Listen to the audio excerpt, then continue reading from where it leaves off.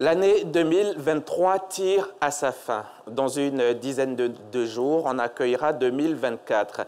On se souvient que le président de la République a dédié cette année à la jeunesse, cette année qui s'achève. Le chef de l'État avait prévu que 361 milliards de francs CFA soient investis sur toute l'année afin de faciliter l'insertion de plus de 700 000 jeunes dans le cadre du programme jeunesse du gouvernement. 361 milliards de francs CFA investis sur l'année 2023 qui, elle, compte 365 jours, ce qui fait environ 1 milliard par jour pour les jeunes, mais en investissement. Ce n'est donc pas un montant qu'il était prévu de partager, distribuer comme beaucoup de jeunes l'avaient imaginé, mais c'est 1 milliard en investissement et cela relève de 21 ministères. Aujourd'hui, nous allons nous intéresser à un secteur précis, celui de l'éducation-formation. Pour cela, nous avons invité plusieurs membres du gouvernement. Ils sont 3, les ministres de l'enseignement supérieur, de la recherche scientifique, de l'éducation nationale et de l'alphabétisation et de la promotion de la jeunesse. Pourquoi Mamadou Touré est aussi avec nous alors qu'on parle d'éducation-formation? Eh bien parce que c'est son département qui porte le PJGouv en tant que tutelle des jeunes et il parlera par la même occasion au nom du ministre de l'enseignement technique et de la formation professionnelle, Nguessan Kofi, qui, souvenez-vous, s'est déjà prêté à l'exercice il y a quelques semaines. Bonjour, Monsieur le ministre Touré. Bonjour. Bonjour, Monsieur le ministre Diawara, Madame le ministre. Bienvenue sur notre plateau. Et donc, sur ce plateau de RTI 1 reçoit, nous allons avoir, vous aussi, chers téléspectateurs, votre contribution. Mais avec moi, vous aurez Marc Yevou, chef du service Société à Fraternité Matin. Bonsoir, Marc. Bonsoir. Maintenant que le décor est planté, les civilités évacuées, Madame et Messieurs les ministres, on va suivre ce petit élément en vidéo dans lequel on a posé la question à quelques Ivoiriens sur ce qu'ils savent de l'année de la jeunesse et sur les résultats qu'ils ont pu obtenir ou observer. La régie, si c'est bon, on peut y aller. Nous avons été très heureux que le président de la République fasse de cette année-là une année de la jeunesse, ce qui signifie que les jeunes sont vraiment au cœur du projet de développement et de société en Côte d'Ivoire. Voilà, et donc nos attentes ont bien évidemment été nombreuses vis-à-vis de cette année. 2023 qui a été année de la jeunesse, beaucoup de choses ont été faites pour les jeunes et notamment au niveau de l'insertion professionnelle. Toutefois, ce sont des œuvres humaines qui ne sont pas forcément parfaites et nous disons qu'il y a encore des insuffisances ou il y a encore des manques à gagner pour que cette année de la jeunesse soit véritablement marquée dans l'esprit de tous les jeunes de la Côte d'Ivoire comme une année qui aura permis quand même de décanter un certain nombre de situations pour l'ensemble des jeunes de notre pays. On a une jeunesse qui est beaucoup dynamique. On s'est dit que 1 milliard par jour pour la jeunesse. Aujourd'hui, l'entrepreneuriat a beaucoup évolué au niveau de la jeunesse. Il y a beaucoup de fonds qui ont été injectés. Nous avons vu des structures qui ont été propulsées avec des fonds. Le président avait décrété l'année 2023, l'année de la jeunesse. Je crois qu'il y a eu beaucoup de choses qui ont été faites par le ministère dirigé par le ministre Mamadou Touré, où beaucoup a été fait, beaucoup de jeunes ont été engagés dans certaines choses. Et nous demandons au président de continuer encore l'œuvre de la jeunesse jusqu'en 2024. C'est une bonne perspective qui a permis au gouvernement de montrer quand même le regard qu'il porte sur la jeunesse. Alors, quand j'ai entendu parler de l'année de la jeunesse, pour moi, c'était une année pleine d'aubaines, pleine d'opportunités pour les jeunes que nous sommes, c'est-à-dire opportunités professionnelles, opportunités éducatives. Je vois que mes attentes n'ont pas été satisfaites parce que je ne me souviens pas au cours de l'année avoir vu ou entendu parler de beaucoup d'opportunités, en tout cas pour les jeunes. Voilà, Madame et Messieurs les ministres, voilà donc la perception que les Ivoiriens ont de l'année 2023 consacrée année de la jeunesse. Vous allez nous éclairer, Monsieur le ministre Touré, sur cette année de la jeunesse. Mais avant, je voudrais indiquer à nos chers téléspectateurs qu'ils pourront poser des questions aux membres du gouvernement ici présents, ou par téléphone, ou via cette tablette que je tiens, en scannant simplement le code QR qui s'affichera au bas de votre écran. Alors, chers membres du gouvernement, encore une fois, bienvenue sur ce plateau. Monsieur le ministre, parlez-nous de cette année de la jeunesse.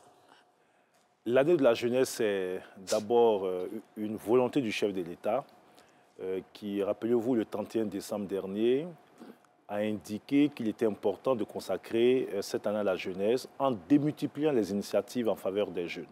Et le chef de l'État a donné quelques orientations, les axes autour desquels donc, devait s'articuler le programme Jeunes du gouvernement.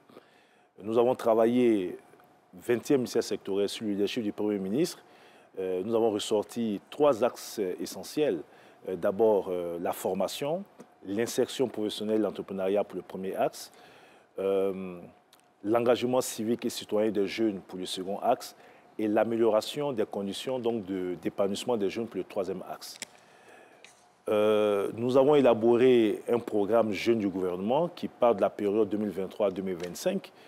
Et ce programme Jeunes du gouvernement vise à impacter 1 500 000 jeunes en tout à l'horizon 2025 pour un peu plus de 1 118 milliards de francs CFA. Pour la seule année 2023, l'objectif initial était donc d'impacter 700 000 jeunes dans les différents programmes autour des différents axes pour un budget d'à peu près 361 milliards de francs CFA. C'est la moyenne de ce budget ramené au jour qui ramène à 1 milliard par jour. Donc, ce n'est pas 1 milliard décaissé tous les jours. C'est la moyenne donc, des dépenses qui seront effectuées pour cette année de la jeunesse en investissement, en infrastructure, ramené donc au jour, qui fait 1 milliard par jour. Sans rentrer dans le vif du sujet, on en parlera avec mes collègues, mais vous verrez, donc, dans l'exercice auquel vous nous soumettez, que nous avons largement dépassé cela en termes d'investissement dans les secteurs donc, qui touchent les jeunes, dans les infrastructures. Beaucoup de réformes qui ont été prises donc, pour faire évoluer la situation de nos jeunes et surtout, beaucoup d'actions ont été menées pour impacter donc, notre jeunesse. On en parlera. Merci, Monsieur le Ministre. Alors, cette émission va s'articuler autour de 3 points, 3 points principaux. Vos différentes réformes, Messieurs les ministres, les investissements dans les infrastructures et vos actions concrètes au profit des jeunes. On va maintenant suivre ce petit élément, cet élément que nous a préparé Siaka Kone de la direction des magazines d'information. 2023, année de la jeunesse. Une volonté affichée par le chef de l'État. Il entend ainsi donner plus d'opportunités à cette force vive de la population ivoirienne. Dès l'annonce dans son traditionnel discours à la nation le 31 décembre 2022, les différents ministères sectoriels ont pris leur bâton de pèlerin. Objectif, se conformer à la directive présidentielle. Le ministère de la promotion de la jeunesse, du service civique et de l'insertion professionnelle, le ministère de l'Éducation nationale et de l'alphabétisation, le ministère de l'enseignement supérieur et de la recherche scientifique, entre autres. Pour sa part, le ministère de la promotion de la jeunesse a entrepris des réformes majeures. L'instauration du statut étudiant-entrepreneur, l'adoption de la loi d'orientation sur la jeunesse et l'instauration du service civique. Le ministère de l'Éducation nationale et de l'alphabétisation n'est pas resté inactif. Il a organisé les états généraux de l'éducation et de l'alphabétisation pour définir une boussole devant conduire aux réformes dans ce secteur. 4 axes majeurs ont été dégagés de ces assises, à savoir l'amélioration des apprentissages fondamentaux, la pertinence des programmes et la qualité de l'enseignement, et l'élargissement et l'encadrement de l'offre éducation non formelle, le développement du numérique dans le secteur éducatif. De ces axes principaux découlent 42 réformes et leviers transformateurs, au nombre desquels le recrutement régionalisé du concours d'entrée dans les CAFOP, l'adoption d'un système de contrats objectifs et de performance, l'ouverture des centres d'alphabétisation dans tous les établissements scolaires publics pour permettre à tous les jeunes hors du système éducatif d'avoir un accès équitable à l'instruction en vue de faciliter leur insertion socio-professionnelle. Le recul de l'âge d'admission dans les CAFOP en 2023 pour donner plus de chances à la jeunesse d'accéder à la fonction enseignante. Les réformes entreprises au niveau de l'enseignement supérieur et de la recherche scientifique visent à offrir à la jeunesse estudiantine un mieux-être et de bonnes études. Ces réformes découlent essentiellement de la loi sur l'enseignement supérieur. Elles ont consisté pour l'essentiel à la suppression du tronc commun à l'université d'Anguia-Broga, la réforme du BTS, l'instauration des cours prépa, le contrôle continu et le système du tutorat. Le constat est clair. Des réformes à même de rendre plus reluisantes les conditions de vie et d'insertion sociale n'ont pas manqué au cours de cette année dédiée à la jeunesse ivoirienne.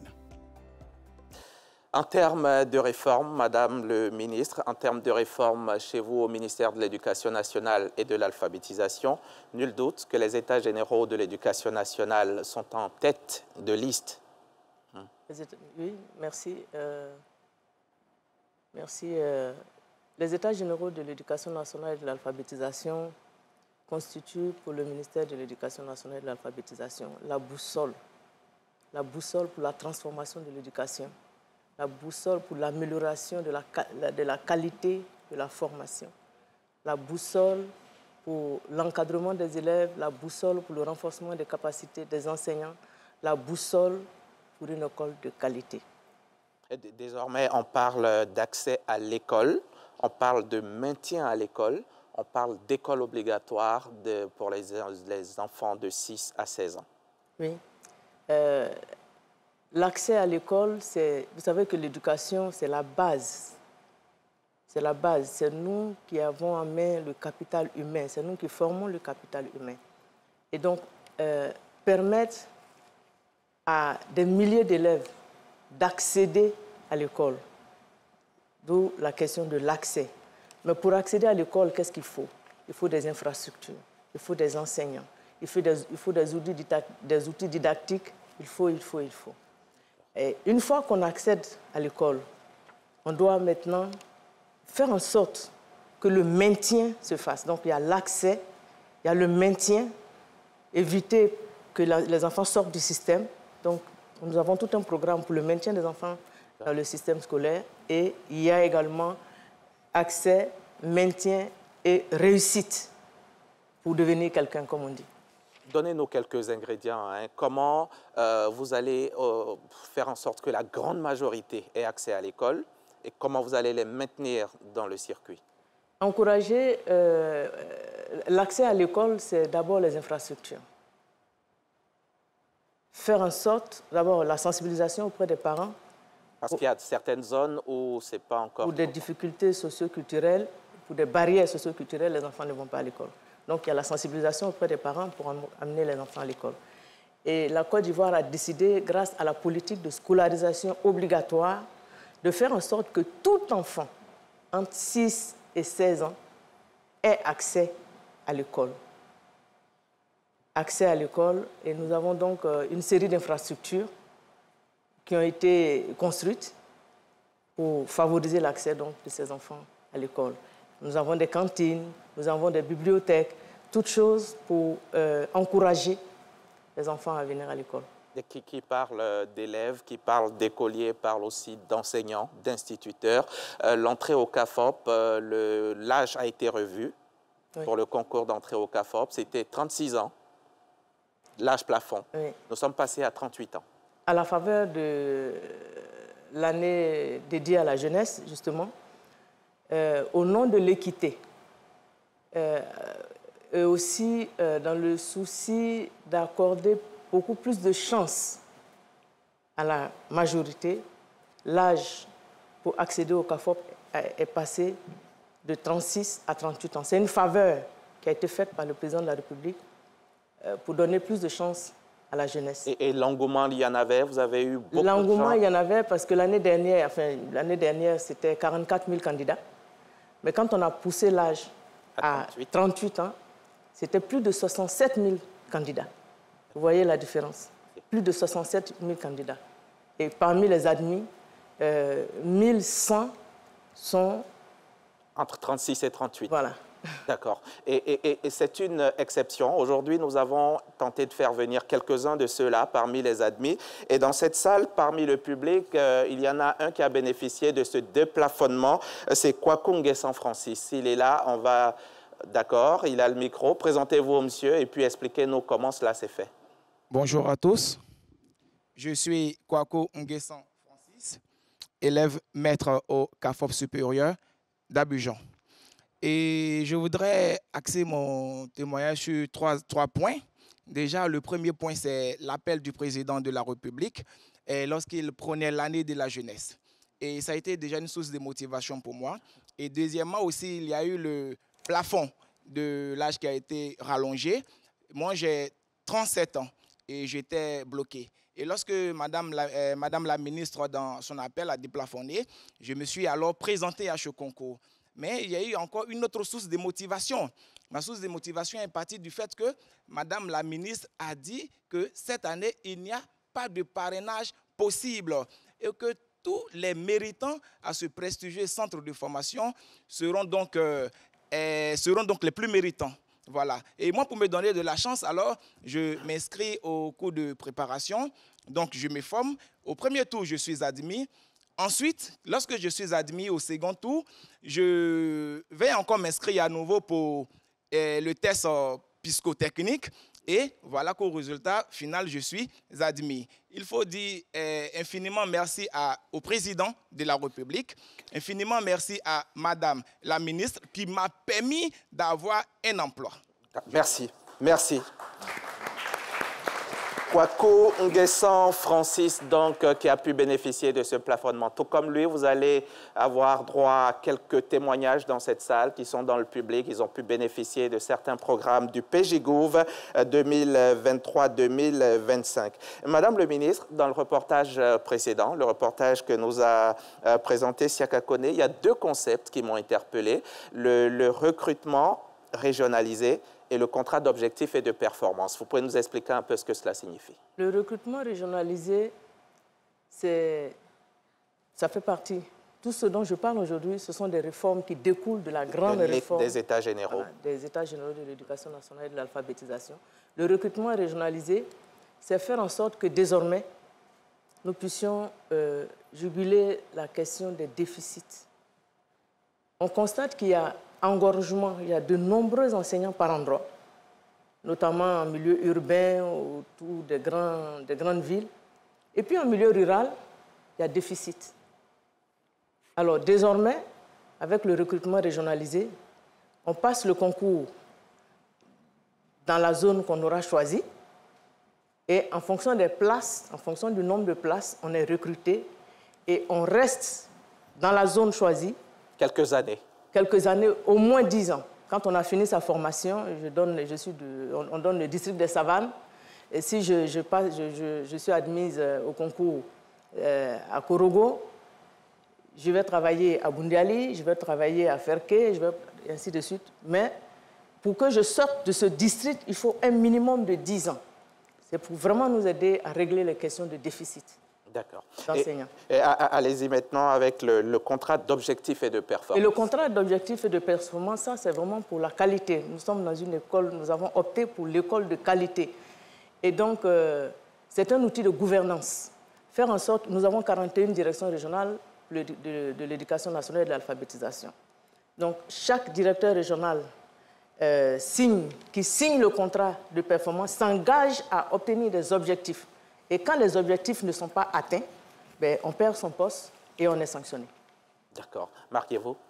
Oui, Madame la ministre, les États généraux étant la boussole du domaine de l'éducation, j'ai envie de vous demander quel est le profil de l'élève nouveau et de l'enseignant nouveau en Côte d'Ivoire après les résultats des États généraux, et puis savoir un peu quelle est la situation des enseignants. On avait déploré un nombre important d'enseignants hors des classes qui étaient dans l'administration générale. Quelle est la situation de ces enseignants? Est-ce qu'ils reviennent en classe pour combler le déficit dont vous parlez tantôt? Alors, l'élève nouveau, l'enseignant nouveau, je crois que tout se résume dans le slogan et le thème de l'année que nous avons choisi depuis 3 ans. Soyons des citoyens responsables. L'élève nouveau, c'est celui qui est responsable. L'élève nouveau, c'est celui qui apprend ses leçons. L'élève nouveau, c'est celui qui ne triche pas. L'élève nouveau, c'est celui qui ne fraude pas. L'élève nouveau, c'est celui qui ne fait pas de congé anticipé. L'élève nouveau, c'est celui qui respecte son maître. L'élève nouveau, c'est celui qui respecte la République, c'est celui qui respecte les institutions, c'est celui qui respecte les aînés, c'est celui qui travaille en classe. Le maître nouveau, l'enseignant nouveau, c'est la même chose. C'est celui qui est formé, c'est celui qui donne le meilleur encadrement, c'est celui qui donne le meilleur de lui-même. C'est pour cela qu'avec les États généraux de l'éducation nationale et de l'alphabétisation, notre priorité numéro 2, c'est la valorisation de la profession enseignante. Faire en sorte que l'enseignant soit responsable, que l'enseignant aime son métier et que l'enseignant respecte l'élève autant que l'élève le respecte pour donner de bons résultats puisque je vous ai parlé de formation du capital humain. Et justement, vous êtes... des enseignants hors classe? Et la question des enseignants hors classe, c'est une question réelle. Nous avons 10% d'enseignants qui ne sont pas dans les classes. C'est l'objectif du recrutement régionalisé. Parce qu'on avait constaté, certains enseignants passent le concours pour entrer au CAFOP, et puis dès que la formation finit, la même année ou 1 ou 2 ans après, on veut venir à Abidjan, on veut aller dans une administration, mais ça, avec le recrutement régionalisé, c'est terminé. D'accord. Vous parliez des priorités tout à l'heure. Vous avez évoqué la deuxième priorité, la valorisation de la profession enseignant. Il y en a 4, les priorités après les États généraux. Dites-nous-en un peu plus. La première des priorités, qui est vraiment la porte d'entrée, c'est l'amélioration des performances. Et des apprentissages. Qu'est-ce que c'est exactement? Qu'est-ce que c'est? C'est faire en sorte que nous ayons le niveau réel des enfants. Que les enfants sachent lire, écrire, compter. Quand on dit qu'on est au CP1, le CP1, c'est un certain nombre de connaissances. Ainsi de suite, jusqu'au CM2 et au-delà. Donc, ça, c'est cela l'amélioration des apprentissages, qui nous amène d'ailleurs à modifier actuellement les curricula pour les adapter au contexte national et au contexte international. C'est la première des priorités. D'accord. La deuxième, vous l'avez donnée, la valorisation de la profession enseignant, mais en 3, on a la question de l'alphabétisation non formelle. Il y a une question cruciale. Nous avons un taux d'analphabétisme de 47%. Donc nous devons faire en sorte que le maximum d'Ivoiriens, quand on parle d'insertion socio-professionnelle, il faut que le maximum d'Ivoiriens sachent lire, écrire, compter. Et nous avons donc, par rapport à cette troisième grande priorité, nous avons ouvert des centres d'alphabétisation. Initialement, c'était ça. Mais à la faveur de l'année de la jeunesse, toutes les salles de classe deviennent des centres d'alphabétisation quand l'école est terminée. Pour donner le maximum de chances, donner plus de chances, parce que tout le monde n'a pas la chance d'avoir une deuxième chance. Et lutter contre... On n'a pas eu la chance d'aller à l'école, ou bien on allait à l'école, mais on est sorti plus tôt. Alors, pour lutter contre l'exclusion, au nom de l'équité, toutes les salles de classe deviennent donc des centres d'alphabétisation. C'est là que les structures confessionnelles sont un peu prises en compte aussi? Les structures confessionnelles, c'est autre chose. Le programme que nous avons avec les structures confessionnelles, initialement, ce sont des structures confessionnelles islamiques. Je vais parler des structures islamiques. Ce sont des structures qui font l'enseignement de la langue arabe, qui font l'apprentissage de la religion, mais qui ne prenaient pas en compte le système formel. Donc, nous ne voulons pas marginaliser des Ivoiriens. D'accord. Quelle que soit la religion, quel que soit le groupe ethnique, quel que soit vraiment... Il faut que tous les enfants bénéficient de la même formation sur le territoire national. Et donc, c'est pour lutter contre l'exclusion, lutter contre la marginalisation que nous avons fait en sorte que presque plus de 3000 structures islamiques ont pu intégrer le système formel. Et cela, grâce à des subventions, grâce à des formations. Un enfant qui a fait une école coranique peut passer le CEPE, peut passer l'entrée en 6e et devenir un cadre dans l'administration nationale. Et dernière priorité, l'éducation numérique. L'éducation numérique. Alors là, c'est une de nos priorités, la quatrième donc, la digitalisation vient compléter les outils didactiques que nous avons. Nous sommes à l'ère du numérique. Aujourd'hui, quel que soit le lieu où se trouve un enfant ivoirien, il doit pouvoir apprendre à lire, à écrire et à compter via le numérique. Il doit pouvoir s'informer, se former. Il doit avoir la possibilité de s'ouvrir sur le monde, bien sûr, avec des balises. Marquez-vous une autre question à Madame le ministre sur les réformes? Oui, sur les réformes, c'était justement de revenir, tu l'as dit avant moi, de la réforme numérique. C'était pour dire de façon pratique, madame, comment ça se ressent, comment la formation numérique au niveau de la Côte d'Ivoire. De façon pratique, voilà. Nous avons sur l'ensemble du territoire, ce n'est pas encore dans toutes les villes, nous avons des centres multimédia dans les établissements. Pour régler, par exemple, la question du déficit en enseignant de mathématiques, parce que le déficit est crucial. Un enseignant de mathématiques via visioconférence, via le numérique, peut donner la formation à des milliers d'élèves, ce qui n'est pas possible quand c'est en présentiel. Voici un exemple concret. Merci beaucoup, Madame le ministre. Et puis, Madame le ministre, désormais, il y a une évaluation systématique des établissements privés aussi, qui fait partie des réformes. On va terminer là-dessus. L'évaluation systématique est une de nos réformes, une de nos grandes réformes, parce que, initialement, dès qu'un établissement privé avait un agrément de création, d'ouverture ou d'homologation, l'établissement se contentait de recevoir les élèves et c'est tout, pas d'obligation. Nous voulons qu'il y ait la redevabilité. Et au nom de la redevabilité, l'agrément qu'on a en début d'année, on peut perdre l'agrément si on ne paye pas ses enseignants, si on n'atteint pas le quantum horaire, il faut remplir certaines conditions pour pouvoir maintenir son accréditation. C'est bien compris. Et tout cela, c'est au nom de la qualité de la formation, parce que l'État, ne pouvant pas, pour l'instant, recevoir tous les élèves, des élèves sont envoyés dans le privé et nous avons un droit de regard sur la qualité de la formation dans le privé. C'est cela. Donc, les établissements privés seront donc systématiquement soumis à un contrôle. Merci beaucoup, Madame le ministre, sur les réformes concernant votre secteur. Je vais me tourner à présent vers le ministre de l'Enseignement supérieur. Monsieur le ministre Diawara, ce sera le même exercice. Chez vous, la réforme phare, c'est la nouvelle loi sur l'enseignement supérieur et l'innovation. Déjà, qu'est-ce qui a motivé le vote d'une nouvelle loi?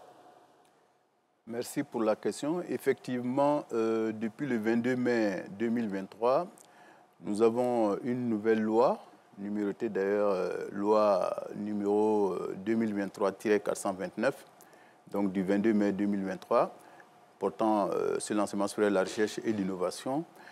Et cette nouvelle loi, nous l'avons élaborée et ensuite elle a été adoptée successivement au Conseil des ministres, à l'Assemblée nationale, au Sénat, avant d'être promulguée par les chefs de l'État, simplement parce qu'elle prend la relève d'une ancienne loi qui date de 1995, la loi du 7 septembre 1995 sur l'enseignement, qui a d'ailleurs été modifiée le 17 septembre 2015 pour y introduire ce qu'on appelait la PSO, dont Madame la ministre vient de parler, c'est-à-dire la politique de scolarisation obligatoire des enfants de 6 à 16 ans. Mais il se trouve que cette loi, pour notre sous-secteur enseignement supérieur et recherche scientifique, comportait un certain nombre de limites. Alors la première limite, c'est le fait que cette loi, comme elle ne faisait pas allusion au volet recherche-innovation, elle n'établissait pas cette interdépendance nécessaire entre le couple recherche-innovation et sa matrice qu'est l'enseignement supérieur. Premier problème. Et deuxième problème, c'est que cette loi qui date de 1995, même si elle a été légèrement modifiée en 2015, mais pour y introduire simplement la PSO, cette loi ne répondait plus aux enjeux du sous-secteur. Les enjeux du sous-secteur qui sont multiples, qui sont liés à la mutation de notre écosystème de toute façon. Donc, pour toutes ces raisons, nous avons dû prendre une nouvelle loi. Une nouvelle loi qui a été promulguée donc, cette année. Et avant de nous donner les points importants de cette loi, je voudrais que vous nous rappeliez les problèmes systémiques de votre secteur, Monsieur le ministre. Les problèmes systémiques, il y en a quand même pas mal. C'est vrai qu'il faut avoir l'honnêteté de dire que... Les gros, les majeurs. Oui, bien sûr. Depuis l'arrivée du président Ouattara au pouvoir, je crois que ces problèmes systémiques sont en train d'être réglés petit à petit. Néanmoins, je peux les citer. On a d'abord, comme premier problème systémique, l'insuffisance de la capacité d'accueil dans le supérieur public, notamment dans les universités publiques. Ce qui fait qu'aujourd'hui, par exemple, sur les 293 610 étudiants que nous avons, 53% sont dans les universités et grandes écoles publiques, mais les 47% restants sont dans les universités et grandes écoles privées, ce qui demande à l'État beaucoup d'efforts budgétaires en termes de paiement des frais de scolarité. Si je prends par exemple cette année, nous sommes à 40,2 milliards à payer comme frais de scolarité au privé. Ensuite, le deuxième problème systémique, c'est l'absence, ou disons l'insuffisance d'enseignants dans certaines spécialités. Je dirais même dans certaines disciplines, avant de parler des spécialités. Notamment en mathématiques, ça a été abordé tout à l'heure par Madame la ministre. Je peux vous assurer qu'au niveau du supérieur, c'est pareil. Il nous arrive parfois d'ouvrir des postes budgétaires pour recruter des professeurs, enfin des enseignants de mathématiques. Bon, soit il y a Oui, les matières scientifiques. Il n'y a pas que les mathématiques. Hein. Il y a les mathématiques, ensuite il y a la physique, il y a l'informatique, il y a d'autres matières telles que la fiscalité et autres. Mais les mathématiques et la physique viennent en tête, c'est clair. Nous ouvrons des postes budgétaires et soit on n'a pas de candidats, ou quand on en a, il n'y en a pas suffisamment par rapport au nombre de postes budgétaires. Donc ça, c'est notre deuxième problème systémique. Un dernier, bon, il y a la faiblesse du rendement interne de nos systèmes, c'est-à-dire la faiblesse des taux de réussite aux examens, il y a la faiblesse du taux d'insertion professionnelle de nos diplômés, il y a l'insuffisance, j'aurais dit, comme vous me dites un dernier, sinon il y en a quand même pas mal. Oui. Il y a notamment, je vais prendre le volet recherche, parce qu'il ne faut pas rester seulement sur les segments enseignement supérieur. Il y a l'insuffisance de valorisation économique des résultats de la recherche, et qui est liée en partie à l'insuffisance du financement de la recherche scientifique. On va prendre, Monsieur le ministre, quelques-unes de vos réformes majeures et vous allez nous en expliquer le contenu. Oui. Maintenant, par exemple, il y a de nouvelles conditions d'admission dans les cités universitaires. Quelles sont ces conditions et pourquoi ce changement? Bon, il n'y a que quelques conditions qui vont changer. Ce n'est pas la totalité. Hein. C'est pas la totalité. D'abord, au niveau des critères d'éligibilité. La première chose, il faut être inscrit, régulièrement inscrit, pas ce que nous on appelle une inscription pédagogique dans une UFR, mais non une inscription académique à la scolarité centrale dans une université, ou ça peut être une université ou une grande école, publique ou privée, qu'importe, mais il faut être régulièrement inscrit. Ça, c'est la première des choses. Et la deuxième des choses, il ne faut pas être en formation continue. C'est-à-dire que les étudiants qui accèdent, par exemple, je prends un bachelier qui rentre à l'université, qui est en formation initiale, si au bout de 2 ans, il n'arrive pas à valider l'un des 2 semestres de son niveau d'études, il bascule de ce qu'on appelle la formation initiale vers la formation continue. Donc, un étudiant qui est en formation continue n'aura plus accès à nos cités.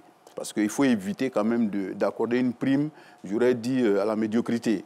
Et surtout éviter la sédentarisation de nos étudiants. Il y a une nouvelle méthodologie dans l'attribution des bourses également.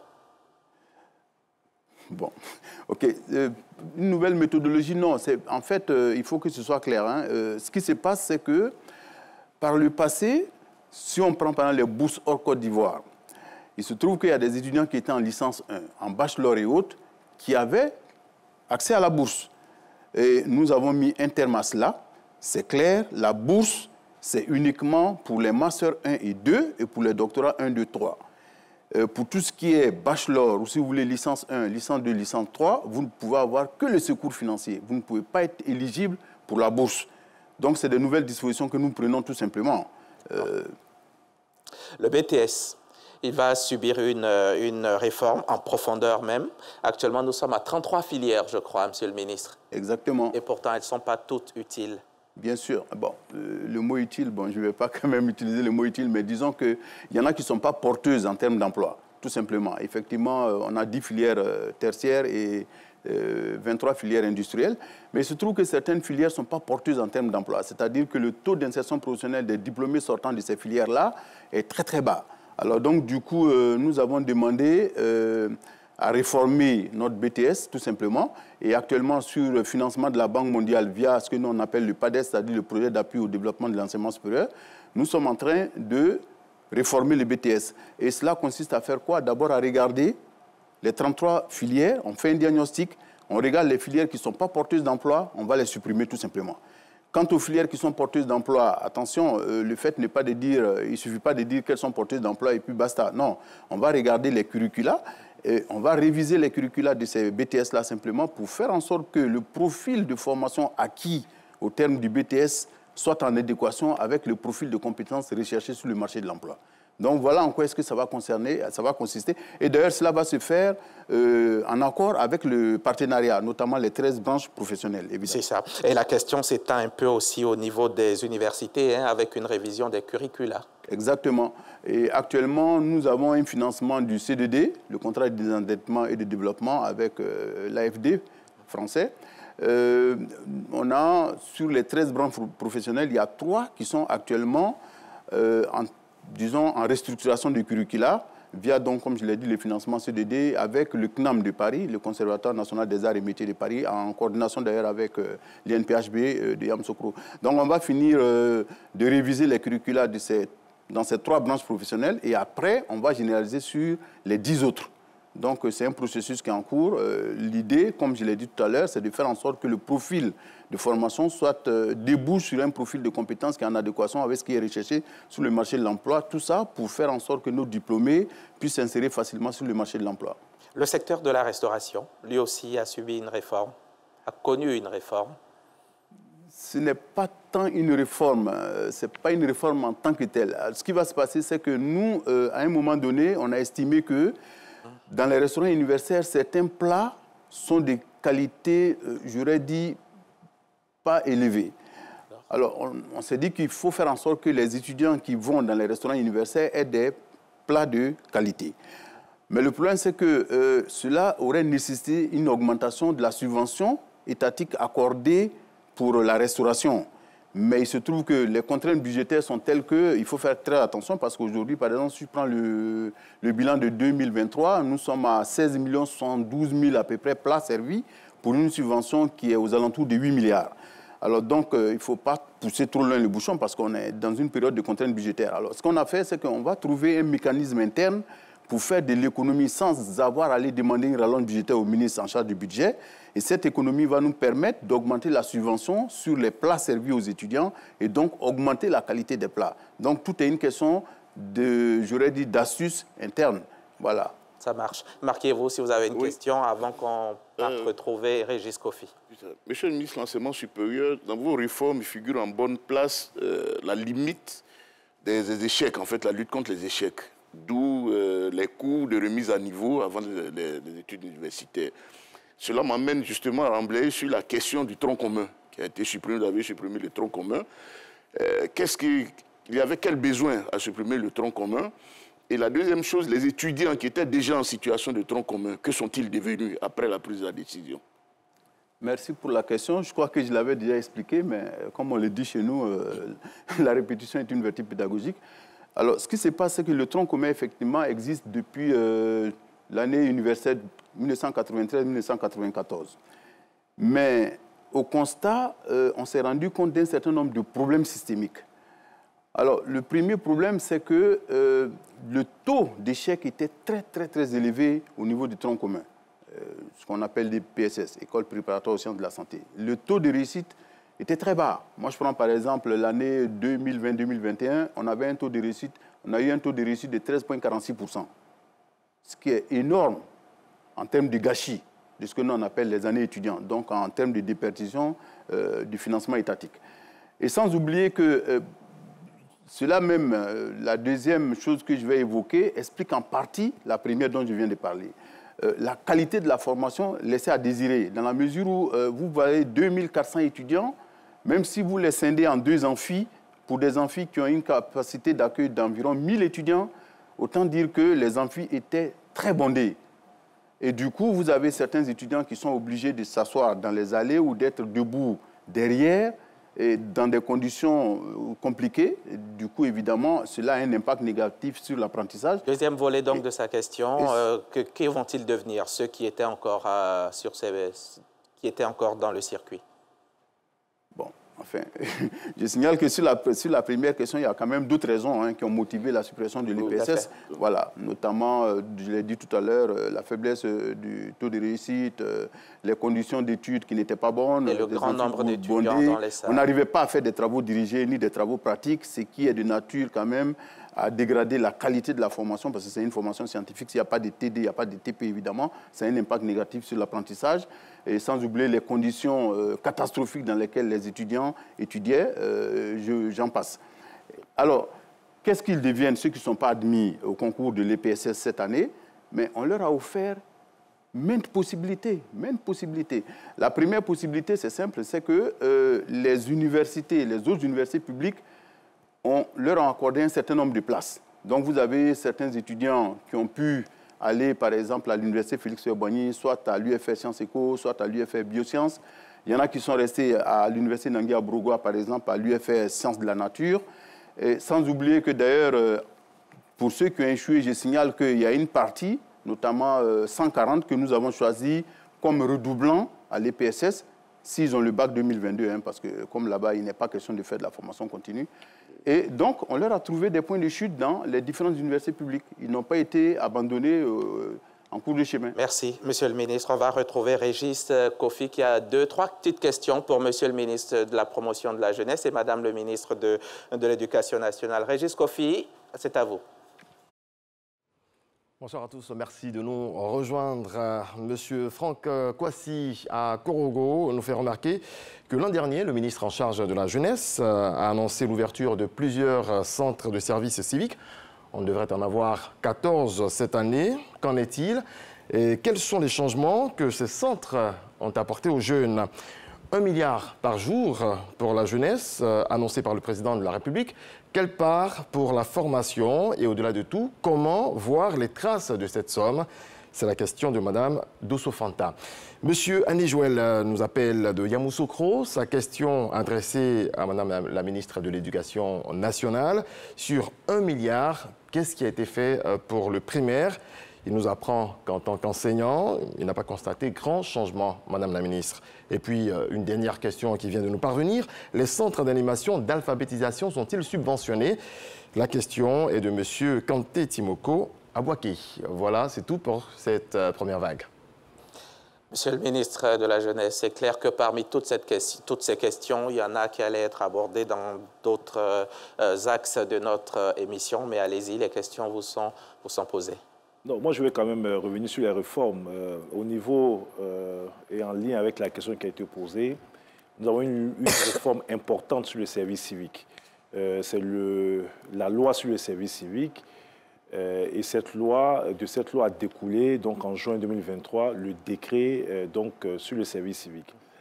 Alors, pour répondre concrètement à la question, la loi sur le service civique vient consacrer la volonté du chef de l'État donc à amplifier le dispositif service civique national. Vous savez, nous avons beaucoup de problèmes de civisme, de prise en main, la problématique de la prise en main de ces jeunes, la resocialisation de ces jeunes, etc. Sur la période 2018-2022, c'est autour donc, de 2600 jeunes qui ont été pris en charge dans les centres de service civique. Mais avec les nouvelles dispositions qui sont prises, et surtout avec les investissements massifs qui vont se faire, à terme, c'est 14 centres de service civique à l'horizon 2025 qui seront construits. Et chaque centre de service civique aura une capacité d'accueil de 1000 jeunes par an. Ça veut dire qu'on quitte donc sur une moyenne d'à peu près 900 jeunes par an. À l'horizon 2025, nous serons donc à 14 000 jeunes par an qui seront traités dans les centres de service civique. À date, le centre de service civique de Boaké a été totalement construit. La première cohorte de jeunes, les 500 premiers jeunes qui ont été dans ce centre, ont fini leur formation et poursuivent leur stage actuellement. Nous avons le centre de service civique de Daloa, d'Adzopé et de Korogo qui sont en cours de construction.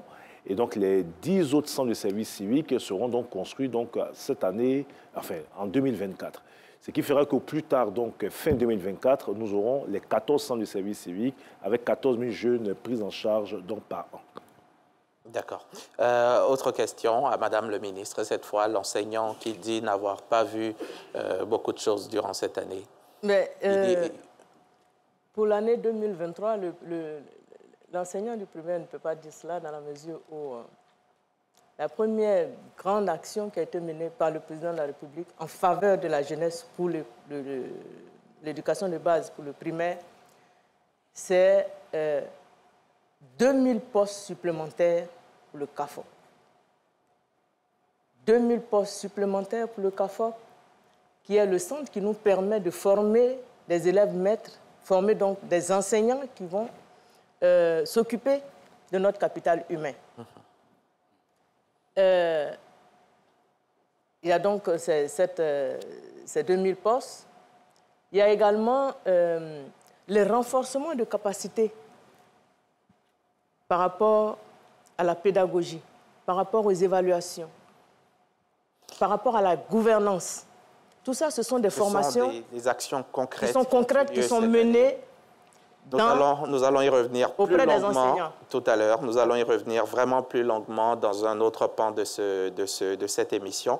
Monsieur le ministre, pour finir avec votre secteur, avant d'attaquer les réformes au niveau du ministère de la Promotion de la Jeunesse, il faut savoir que les chercheurs, les enseignants-chercheurs qui sont appelés désormais à faire valoir leurs droits à la retraite pourront rester 2 années supplémentaires, renouvelables pour certains d'entre eux, encore sur le campus.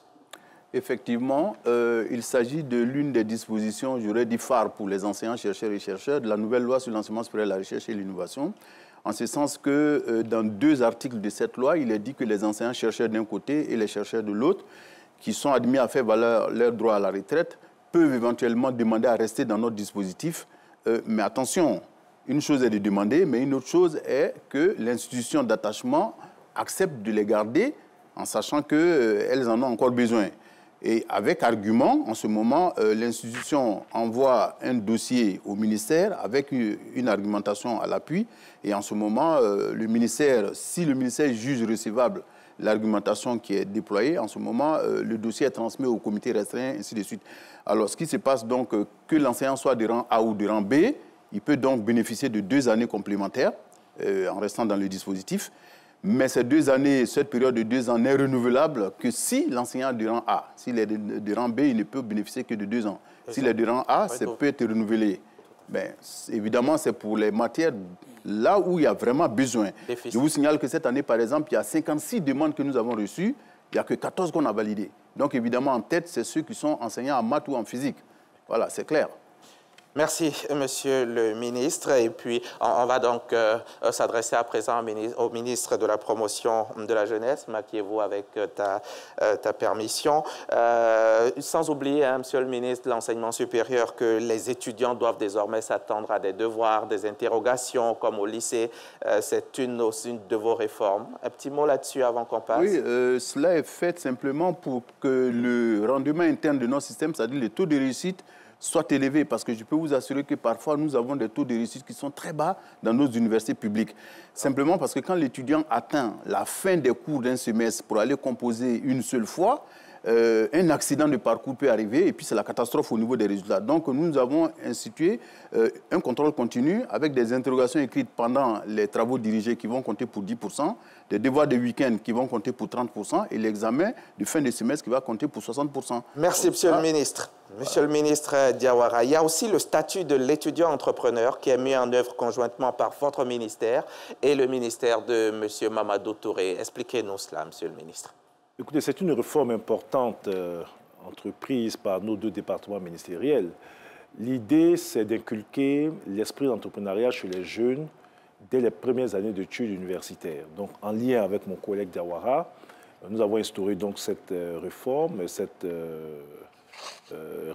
qui permettra, dès la première année, à un étudiant donc, de poursuivre donc, son projet, de construire son projet, de structurer son projet, et son projet devient un élément clé dans son parcours professionnel.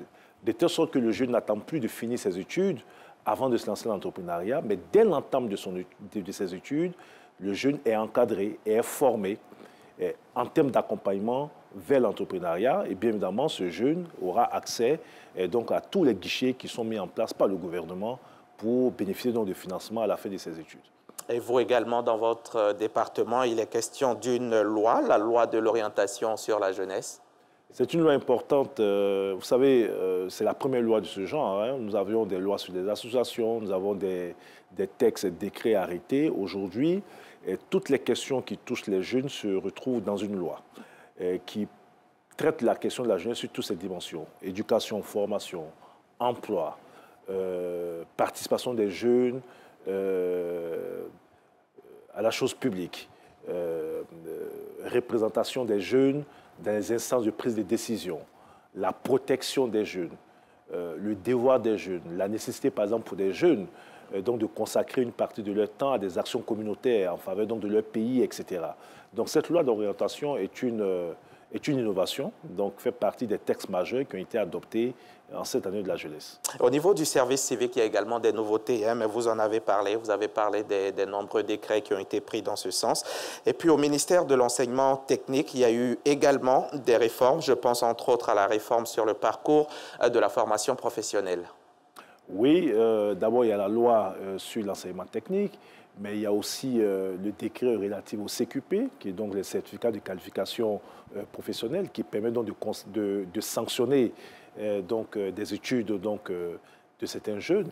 Et toutes ces réformes visent essentiellement à l'amélioration de l'employabilité des jeunes issus donc, de notre système d'éducation et de formation. D'accord. Il y a aussi la valorisation des acquis et d'expérience. Il n'y a pas moins de 4 décrets qui ont été pris cette année dans le secteur de... Ce qu'il faut retenir, Hamza, c'est que, et on en parlera, l'année de la jeunesse, ce n'est pas seulement les infrastructures, ce n'est pas seulement les actions, mais c'est aussi énormément de réformes qui font évoluer donc, les questions de jeunesse dans notre pays sur le plan éducation-formation, sur le plan employabilité, etc., sur le plan de développement de ces jeunes. Donc l'année de la jeunesse, c'est aussi toutes ces réformes qui ont été prises par nos différents départements ministériels. Bien sûr. Et donc aujourd'hui, nous avons le secteur éducation-formation avec nous. D'autres émissions suivront avec quelques-uns des autres ministères concernés. Marc, y a-t-il une question au ministre de la Jeunesse avant qu'on passe à l'axe 2 de notre émission? Monsieur le ministre, l'objectif de toutes ces réformes en direction de la jeunesse, c'est sans aucun doute l'employabilité. Quelle est la situation, quel est le point aujourd'hui, depuis toutes ces réformes dans cette année 2023, des jeunes qui ont pu avoir un emploi, je dirais un emploi définitif ou un emploi intermédiaire, mais ceux qui ont pu avoir un emploi? Parce que c'est le véritable problème aujourd'hui des jeunes. Alors, si je regarde les statistiques sur les emplois formels qui ont été créés cette année, nous sommes à 29 694 emplois qui ont été créés, dont 99 843 dans le secteur privé et 29 843 au niveau donc, du secteur public. J'appelle secteur public tous ces jeunes qui ont bénéficié donc, de concours, qui ont été admis au concours, par exemple, au niveau de l'éducation nationale. 7 000 jeunes admis au concours d'instituteurs, là où nous avions par le passé entre 5 et 6 000. Vous avez les concours au niveau les concours de police, vous avez les concours à l'INS. Donc au niveau du public, nous avons 29 848 jeunes cette année qui ont pu avoir un emploi. Au niveau du secteur privé, c'est 99 846 jeunes qui ont pu avoir un emploi. Cela n'intègre pas ceux qui ont été accompagnés vers l'entrepreneuriat. Un peu plus de 81 000 jeunes ont bénéficié d'un accompagnement par les différents ministères sectoriels vers l'entrepreneuriat. Donc voilà un peu ce que je dis. Alors les 129 694 jeunes cette année qui ont pu avoir un emploi, cela est largement au-dessus donc, de la moyenne que nous avions ces 10 dernières années. Parce que nous tournons autour de 100 000 emplois formels créés chaque année. Là, nous sommes à 129 000 créés à l'occasion de cette année donc, de la jeunesse par le secteur privé. Cela a été rendu possible à travers donc, toutes les réformes qui ont été entreprises, l'assainissement du milieu des affaires, l'incitation en faveur donc, de l'embauche des jeunes. Et vous savez que l'annexe fiscale cette année accorde beaucoup de crédits impôts à des entreprises qui soit embauchent des jeunes, forment des jeunes ou prennent des jeunes en apprentissage donc en leur sein. D'accord. Allez-y. Je voulais vous lancer, monsieur le ministre, très rapidement. Un jeune qui passe un concours, je dirais le concours de police ou de gendarmerie, qui fait il passe un concours, en quoi est-ce que l'État apporte une plus-value, par exemple, à son entrée, à sa réussite dans ces concours-là, pour que vous les comptabilisez? Mais parce que c'est l'État. D'abord parce que c'est l'État qui organise, parce que c'est l'État qui embauche. Les fonctionnaires donc, sont embauchés par l'État. Et c'est l'État qui définit les postes budgétaires chaque année, et c'est l'État qui décide le nombre de personnes embauchées. Ce que Mme la ministre de l'Éducation nationale a dit, c'est que nous avons en moyenne, au niveau donc, des instituteurs, 5 000 jeunes qui étaient embauchés par l'État chaque année. À la faveur de l'année de la jeunesse, l'État a décidé d'embaucher 7 000, 2 000 en plus pour montrer un peu donc, cette volonté non seulement de régler le problème des déficits d'enseignants, mais donner beaucoup plus d'opportunités à des jeunes comme celui qui vient de parler, qui grâce donc à ces réformes et à ces initiatives a pu décrocher son premier emploi et aujourd'hui en formation. On va à présent s'intéresser aux infrastructures, celles qui ont été réhabilitées et celles qui ont été construites dans le cadre de l'année de la jeunesse. Mais avant d'y arriver, on va suivre cet élément signé une fois de plus Siaka Kone de la direction des magazines d'information. Les ministères sectoriels, en plus des différentes réformes, ont fait pousser des terres des infrastructures dans leurs départements respectifs. Objectif, favoriser l'épanouissement social, économique et intellectuel de la jeunesse ivoirienne, une priorité nationale pour l'année 2023. Les infrastructures ont pu voir le jour à des rythmes accélérés. Au niveau du ministère de l'Éducation nationale et de l'alphabétisation, on a pu constater la réhabilitation et la construction de plusieurs CAFOP. La construction en cours des lycées d'excellence des jeunes filles avec internat, de même que des lycées mixtes et plusieurs collèges de proximité. Au niveau du ministère de la Jeunesse, de l'Insertion professionnelle et du service civique, Un centre de services civiques a vu le jour à Boaké et 3 autres en cours de construction à Daloa, à Zopé et Korogo. Des agoras ont été construits et d'autres sont encore en chantier. Des instituts de formation féminine sont en voie de réalisation. Concernant le ministère de l'Enseignement supérieur et de la Recherche scientifique, en plus des universités généralistes, des universités thématiques en rapport avec les potentialités économiques des localités sont sorties des terres. On y trouve des commodités adéquates. Il s'agit de l'université de Mans, l'université Lorugnon-Guédé de Daloa, l'université de Bangoukou, le dernier né. Toujours au compteur des infrastructures, des amphithéâtres, des salles de TD, des TP, des cités universitaires et des bibliothèques ont été construits ou réhabilités au cours de l'année 2023. Au final, 2023 a vu la réalisation de nombreuses infrastructures avec des équipements de pointe pour une éducation, mais surtout une formation de qualité destinée à la jeunesse. Merci, Siaka Okone. Monsieur le ministre, Monsieur Touré, il y a des centres de services civiques, vous en avez parlé, hein, c'est à mettre à votre actif, mais il y a aussi les guichets emploi dont il faut qu'on parle. Non, moi, je veux parler de façon plus globale. Si on parle d'infrastructures de jeunesse, c'est vrai, il y a les guichets emploi qui sont ouverts, une quinzaine, ouverts donc dans les établissements, que ce soit au niveau donc, de l'enseignement supérieur ou au niveau donc, de l'enseignement technique. Nous avons les centres de services civiques, j'en ai parlé déjà rapidement. Nous avons 4 centres de services civiques qui sont soit construits dans celui de Boaké ou en cours de construction. Vous avez aussi, même si cela ne relève pas de mon secteur, les agoras pilotés par mon collègue au niveau donc de DL Sport. Nous avons 8 agoras qui sont en cours de construction. C'est quoi les agoras? Ce sont des espaces où des jeunes peuvent donc soit faire du sport, faire des formations en entrepreneuriat, faire des activités culturelles. L'Agora d'Abobo a été inaugurée et nous avons Guiglo, nous avons Dimokro, nous avons Atekoubé, Yopougon, etc., Touba, Bundiali, où les Agoras sont en cours de construction. Donc dire que l'année de la jeunesse, c'est aussi donc, des investissements dans des infrastructures. Il était prévu initialement 99 milliards donc, pour les infrastructures, mais nous sommes largement donc, au-delà donc, de ces ressources. Parce qu'à côté des agoras, vous avez les piscines olympiques de Bingerville, d'Atekoubé, Yopougon, Abobo, etc. Donc, énormément d'infrastructures en cours de construction. Vous avez 15 établissements donc, de formation professionnelle. Donc, 9 établissements en cours de construction. Je peux citer donc, les lycées professionnels des BMP, Diabo, Botro, Kong, Yamsokro, Yopougon, Dabakala, et vous avez 6 donc, écoles de formation professionnelle qui sont en réhabilitation. Donc, énormément de ressources ont été investies justement pour, dans le domaine de la formation, pour permettre donc, à des jeunes d'avoir donc, des espaces où ils peuvent se former et s'épanouir. Tout à fait. Et chez vous, Madame le ministre de l'Éducation nationale, plus d'une dizaine de CAFOP ont été réhabilités. Il y en a même 2 ou 3, peut-être, qui sont en construction dans de nouvelles villes. Ben chez nous, au ministère de l'Éducation nationale, en termes d'infrastructures, on peut citer la réhabilitation de 14 CAFOP, la construction de 2 nouveaux CAFOP. Je pense à Anyama. Anyama, Bundiali. Oui, Bundiali. On peut citer également la construction de 10 lycées d'excellence pour jeunes filles avec internat pour rapprocher les parents, pour régler les questions de dépravation, améliorer la formation des jeunes filles. 10 lycées, donc.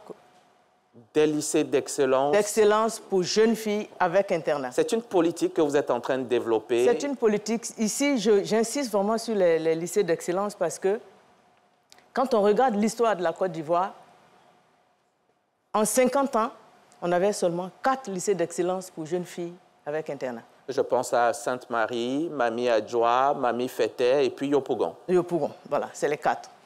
Mais là, en 14 ans d'exercice de pouvoir, je dis 14 ans parce qu'on va arriver en 2025, le président de la République a fait 14 lycées d'excellence. On peut dire 1 lycée d'excellence par an. Et actuellement, en 2023, où nous sommes, c'est 10 lycées d'excellence qui sont sortis de terre en attendant les 4 autres. Donc, ces 10 lycées d'excellence, c'est autour de 90 milliards. Quelle autre Qu'en est-il infrastructure du bon vieux lycée scientifique de Yamoussoukro? Le lycée scientifique de Yamoussoukro sera réhabilité. Il avait en son sein 2 lycées mixtes qui sont sortis. Donc la procédure a commencé pour la réhabilitation du lycée scientifique de Yamoussoukro. Nous avons également comme infrastructure les collèges de proximité. Ça, c'est une innovation du président. Il y en a 42 que vous avez construits cette année. 168 depuis l'accession du président Ouattara au pouvoir. 2011. De 2011 jusqu'à maintenant, ça fait 168. Et à la faveur de l'année de la jeunesse, 42 ont ouvert. Vous voyez un peu, rapprocher les écoles. Et jusqu'en 2025? Et jusqu'en 2025, on en aura 280. Il y a 112 qui sont donc en projet entre maintenant et 2025. Et justement, j'ai Wapo Okia Grace Emmanuela qui est avec nous. Elle est élève en Mbounois. Elle a tout juste 11 ans et l'établissement qu'elle fréquente est un collège de proximité. Est-ce qu'on peut lui remettre un micro? Ça va? Oui, monsieur. D'accord. Dis-nous, comment ça se passe? L'école, c'est tout près de la maison? Oui, monsieur. L'année dernière, j'étais dans un collège appelé Novi, situé à Atengue, à 12 km de mon établissement de maintenant. Je devrais me lever si tôt le matin, emprunter une moto pour me rendre à l'école. C'était risqué et c'était très dangereux pour moi pour me rendre à cette heure sur l'autoroute. Je devrais m'y rendre si tôt. Et tu es en 5e? Oui, monsieur. D'accord. Et ça va, ça se passe bien? Oui, monsieur. Les parents t'ont accompagné ce soir ici? Oui, non, monsieur. Je suis accompagné de mon principal. Le principal, oui, donc monsieur. du collège Mbounois. Oui. Merci, monsieur. Emmanuela. Madame le... Vous voyez l'importance des collèges de proximité. Et tout ça, ça vous a coûté combien, Madame le ministre? Et quel est l'impact véritable? Combien d'élèves, je veux dire, combien de personnes ont pu bénéficier en plus de toutes ces infrastructures? Le collège de proximité, c'est 224 000 élèves.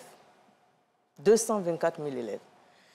Pour bénéficier de bonnes conditions d'apprentissage et être auprès des parents, bénéficier de l'encadrement parental.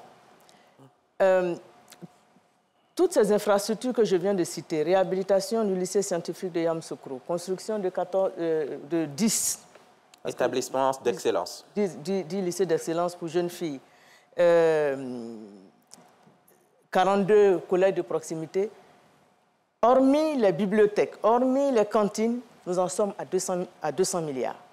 Pour la seule année 2023. Sur les 361 milliards. Sur ça, je vais quand même bien expliquer. Vous savez, le PJ Gouv, c'est 1118 milliards sur les 3 prochaines années. Nous avons eu au niveau du gouvernement une approche très prudente. C'est-à-dire que dans la fixation des objectifs cette année, nous sommes allés donc de façon très prudente en chiffrant l'ensemble des actions à 361 milliards de francs CFA. Mais la perspective, c'est 1118 milliards de francs CFA. Mais vous verrez qu'à la réalisation, nous sommes allés largement au-delà de ce qui était prévu cette année. Quand vous prenez le sous-secteur éducation seulement, avec les investissements qui ont été faits dans le secteur de Madame la ministre, à près de 200 milliards de francs CFA, que ce soit dans les lycées d'excellence, dans les collèges de proximité, etc. Et Madame le ministre n'a même pas pris en compte les cantines et autres. On va passer au ministère de l'Enseignement supérieur, M. Diawara. J'essaie de courir un petit peu parce que nous avons beaucoup de choses à vous demander et le temps qui nous a imparti est totalement insuffisant. Je voudrais profiter, si M. le directeur général nous regarde, s'il peut nous ajouter une demi-heure encore, ça pourrait bien nous convenir. Monsieur le ministre Diawara, on parle désormais d'orientation stratégique des universités. Bien sûr. Vous savez, au départ, nous n'avions qu'une seule université, l'université d'Abidjan, qui est devenue par la suite l'Université nationale de Côte d'Ivoire et ensuite l'Université Félix-Houphouët-Boigny. Mais aujourd'hui, notre écosystème, au niveau université publique, on en a 9. Et bientôt, la 10e va commencer à être construite à Odiéné. Alors, cela dit, nous avons, depuis l'époque de Feu Amadou Gon Coulibaly, nous avons décidé de sérier, disons, de trouver des orientations stratégiques pour chacune des universités. Il y a ce qu'on appelle les universités généralistes, où on fait toutes les formations, même s'il y a une thématique centrale, Et les universités généralistes, aujourd'hui, on en a 4. Au départ, on l'avait sur le transect nord-sud, Cocody, Boaké et Korogo. Mais finalement, pour des raisons dans lesquelles je ne vais pas rentrer ici, on a dû ajouter Daloa. Ça nous fait 4 universités généralistes, mais avec des thématiques fortes. Cocody, normalement, la thématique forte, c'est les sciences. Boaké, thématique forte, droit et économie. Et Korogo, thématique forte, agro-pastoral. Et Daloa, thématique forte, agroforesterie. Et ensuite, vous avez les universités thématiques qui ont des thématiques qui sont en corrélation directe avec les potentialités socio-économiques de leur zone d'implantation. Par exemple, vous avez Amman, c'est mines, mécanique et autres. San Pedro, c'est sciences de la mer, ainsi de suite. Et vous avez les universités polytechniques qui contiennent des écoles d'ingénieurs. C'est le cas, par exemple, de l'université de Mans et c'est le cas de l'université de San Pedro. Et la Côte d'Ivoire compte aujourd'hui 9 universités. 9 universités publiques. Et la 10e, on va faire la pose de la première pierre bientôt à Odiéné, mais au niveau des universités privées, il y en a 127. D'accord. Elles ne sont pas toutes totalement fonctionnelles. Les travaux se poursuivent par endroits, c'est ça? Oui. La phase 1, par exemple, de Bondoukou, il faut l'achever. Exactement. Par exemple, l'université de San Pedro, on a ouvert ses portes en octobre 2021 avec un certain nombre d'infrastructures, dont la présidence, un centre médical, un amphi de 500 places, ainsi de suite, parce que ces infrastructures étaient en nombre suffisant pour accueillir la première cohorte d'étudiants. Parce que n'oubliez pas que quand on dit 3000 étudiants sur la première phase d'une université publique, ce nombre-là, on monte en puissance. Hein. Les 3000, c'est à terme. Sinon, au départ, on commence avec 400 à 500 étudiants. Par exemple, Bondoukou, cette année, on a commencé avec théoriquement 510 bacheliers orientés, mais finalement, il y a 433 qui se sont vraiment inscrits. Et donc, les 3000, c'est à terme. Alors, ce qui fait qu'au départ, on ouvre avec un certain nombre d'infrastructures, parce que ces infrastructures sont en nombre suffisant pour accueillir la première cohorte. Et ensuite, on continue les travaux pour achever, de telle sorte qu'après, on puisse monter en puissance jusqu'à 3000. Vous savez, on n'a pas le choix, hein, parce que nous sommes obligés d'affecter beaucoup de nos bacheliers dans le secteur privé, enfin dans les universités et grandes écoles privées, et ça coûte énormément cher à l'État. Je vous ai dit cette année, bien que ça n'est 40,2 milliards de frais de scolarité, sans oublier un reliquat sur les passifs de 2001-2015 qu'on doit payer. D'accord. Il y a les universités les plus anciennes, elles sont saturées. Qu'est-ce qui a été fait pour soulager ces milliers d'étudiants ou qu'est-ce qui va être fait dans cette année 2023, année de la jeunesse, et vous avez encore 10 jours? Oui, mais on y est déjà. Hein. Je signale que, outre la construction de nouvelles universités, effectivement, pour emboîter les pas à ma collègue, je signale que le président Ouattara, depuis son arrivée, on est passé de 3 universités à 9 en l'espace de 12 ans. C'est-à-dire que 6 universités sur 12 ans, ce qui fait une université tous les 2 ans. Bon. Et sans oublier que si on fait un retour en arrière, d'ailleurs, sur les 3 universités dont on hérite en 2011, je signale qu'il y a 2 qui ont été, disons, créés au moment où il était Premier ministre. Donc, en fait, c'est plus que 6. En réalité, c'est 8 sur les 9. Mais cela soit dit en passant. Ce qu'on fait actuellement, c'est que, donc, en plus des constructions de nouvelles universités, les anciennes universités, les 5 premières, sont en extension.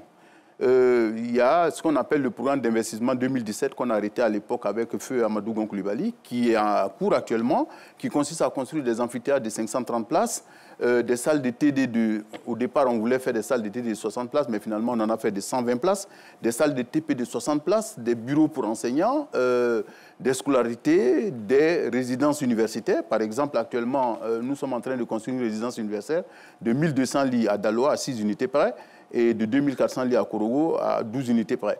Donc, on est en pleine phase d'extension des anciennes universités, parallèlement à la construction de nouvelles universités. Tout ça pour augmenter de façon sensible la capacité d'accueil des universités publiques. Et parlant de résidence universitaire, on est en ce moment actuellement même à 1 lit pour 17 étudiants. Ce n'est pas trop peu pour un pays comme la Côte d'Ivoire? Non, le chiffre, il faut le revoir, c'est devenu 1 lit pour 15.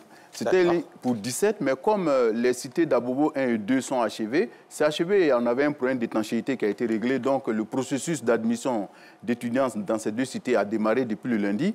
Donc, ça nous offrira 2540 lits supplémentaires, ce qui fait qu'aujourd'hui, on a un ratio de 1 lit pour 15 étudiants. L'objectif visé, c'est d'arriver à 1 lit pour 10, en passant par 1 lit sur 12 dans un premier temps, lorsque les cités qui sont en cours de réalisation seront achevées. Et puis peut-être 1 lit pour 3, pourquoi pas? Dans les nouvelles universités, justement, c'est exactement ça. 3000 étudiants à terme, mais avec 1000 lits. Donc, un lit pour 3 étudiants à San Pedro et Bondoukou. Marquez-vous une question aux différents ministres. Je voulais justement poser la question sur le défi de l'hébergement des étudiants. Quelle est la situation au niveau d'Abidjan en ce moment, avec la réhabilitation des différentes cités? Ça s'est beaucoup amélioré. Je signale qu'au départ, on était à Abidjan à un lit pour 26 étudiants. Parce que vous savez que la concentration est forte à Abidjan. Mais avec la réhabilitation des cités périphériques, c'est-à-dire Abobo 1 et 2, Williamsville 220 logements, Port-Boué 1, 2, 3, Vridi, on va passer à un étudiant pour un lit pour 13 étudiants, tout simplement. Donc actuellement, nous avons déjà au niveau des cités périphériques, on a pratiquement tout ouvert, puisqu'à Bobo 1 et 2 vont ouvrir bientôt. Il va nous rester que Port-Boué 3. Et Port-Boué 3, les travaux sont très avancés. Il y a un nouveau bâtiment R+1 qu'on est en train de construire et de réhabiliter le restaurant. C'est ce qui nous reste.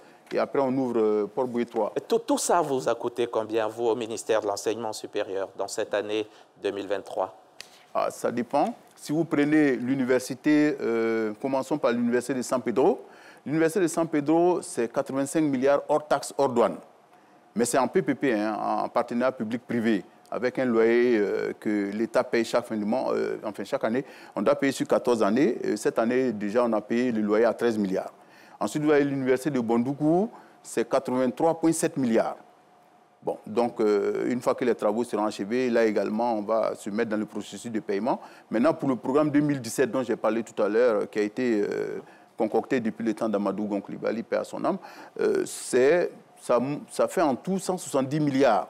Et rien qu'au titre de l'année 2023, on a payé 30 milliards à l'entreprise. Merci, Monsieur le ministre Diawara. Nous allons aborder la troisième partie de notre émission, mais les téléspectateurs nous ont envoyé quelques questions. Il y en a peut-être quelques-unes parmi elles auxquelles vous avez déjà répondu. Moi, je vais les lire. Chacun d'entre vous va tenter, essayer de prendre note, et puis dans vos prises de parole, vous allez répondre à ce qui vous concerne. Kamaraté Mahama nous demande quelle solution pour les effectifs pléthoriques auxquels nous devrons enseigner un contenu APC expérimenté sur des effectifs de 20 élèves maximum. Et puis, 2, un constat, le déficit d'enseignants en mathématiques, que faire pour encourager les étudiants à s'y orienter. Madame la ministre connaît pourquoi ne pas uniformiser les frais d'écolage dans les écoles privées. Ça, c'est cool. Enoch demande, je suis Koné Abdul-Razak, 36 ans, comment faire pour avoir un financement de 3 millions à l'emploi jeune? Je tiens à remercier le chef de l'État, ça c'est fils de Soro, le chef de l'État pour cette vision très bénéfique pour la jeunesse ivoirienne. Toutes les couches sociales, pauvres comme riches, en ont bénéficié, surtout pour les jeunes optimistes. Cependant, Monsieur le ministre Touré, n'est-il pas possible de relancer ce programme en 2024 pour encore donner une dernière chance aux jeunes pessimistes? Il faut qu'ils sachent que c'est un programme triennal, c'est jusqu'en 2025. Monsieur le ministre va le dire mieux que moi tout à l'heure. Serge Botti demande, pour ma part, vouloir une école de qualité sans penser à la condition des enseignants ne pourra aboutir parce que les enseignants sont catégorisés IA, IO pour le même service fait, tenant le même niveau pédagogique. Les discriminations sont donc multiples. La subvention des COGES, ça c'est Yao Badou, la subvention des COGES n'est pas encore versée. Pourquoi ce retard? Concernant la digitalisation, c'est M. Seu. La digitalisation concerne-t-elle uniquement les élèves et non les enseignants? Et puis il y a Kwasi Konan qui demande qu'en est-il des primes réclamées par les enseignants du primaire et du secondaire? Et puis voilà, entre autres, quelques questions que nous avons pu noter sur notre tablette ici. M. Touré qui appelle de Mauritanie, qui nous demande quel projet avez-vous pour les jeunes de l'extérieur qui veulent faire un retour en Côte d'Ivoire. Nous sommes donc à la troisième partie de notre émission. Ce sont les actions concrètes que vous avez eu à faire en faveur des jeunes, madame et messieurs les ministres, durant toute cette année. Monsieur le ministre Diawara, je reste avec vous. Si je vous dis, par exemple, 85 644, qu'est-ce que ce chiffre vous invoque tout de suite? C'est exactement le nombre de bénéficiaires de bourses et secours financiers Côte d'Ivoire et hors Côte d'Ivoire. Dans la mesure où au niveau hors Côte d'Ivoire, on est aux alentours de 1874 secours financiers et bourses. Et au niveau de la Côte d'Ivoire, on a 42 500 bourses et 41 190 secours financiers. L'un mis dans l'autre, ça nous fait justement les 85 644 bénéficiaires. Alors Hamza, je voulais juste ajouter que l'objectif cette année 2023 était de 110 000 boursiers. Lorsque vous prenez les chiffres donnés par le ministre de l'Enseignement supérieur, vous ajoutez les chiffres de l'Éducation nationale et de l'enseignement technique, nous sommes à 136 880 jeunes en Côte d'Ivoire cette année qui ont bénéficié de bourses et de secours financiers. Bourse Côte d'Ivoire et bourse hors Côte d'Ivoire, bien entendu. Et il y a des étudiants boursiers dans le public ce soir. Je vous l'ai dit, vous allez avoir tout au long de cette émission quelques témoignages. On va donc remettre un micro au président des boursiers de Côte d'Ivoire, s'il est là, bien sûr. Est-ce qu'il est dans cette salle? Il est étudiant, il a bénéficié de bourses, tout comme lui, il y en a 136 880. Il va nous dire un peu comment vous en avez bénéficié et puis qu'est-ce que ça vous apporte concrètement. Présentez-vous déjà. Merci. Merci, je suis Atoubra Abi Franck, étudiant inscrit en thèse de droit à l'université Félix Houphouët-Boigny. Je suis le responsable des étudiants boursiers et j'en ai bénéficié parce que pour être responsable des boursiers, il faut bien sûr être boursier. Et pour bénéficier de la bourse, il y a les critères, les conditions. Voilà, il y a d'abord les conditions de l'excellence. D'abord, parce que ce n'est pas à tout le monde qu'on donne, c'est à ceux qui méritent pour les méritants. Mais d'abord, il faut être inscrit. Voilà, donc on postule et au niveau de la direction de la DOB, et c'est là-bas que la sélection s'est faite. Et à l'issue de la sélection, on donne les résultats. Et c'est ceux, les méritants qui sont choisis, et c'est eux qui bénéficient de la bourse. D'accord. Pour votre bourse, c'est Côte d'Ivoire ou hors Côte d'Ivoire? Non, ils sont en Côte d'Ivoire, donc c'est Côte d'Ivoire. Voilà, c'est Côte d'Ivoire. Et la bourse varie. De la licence 1, 2, c'est 240 000.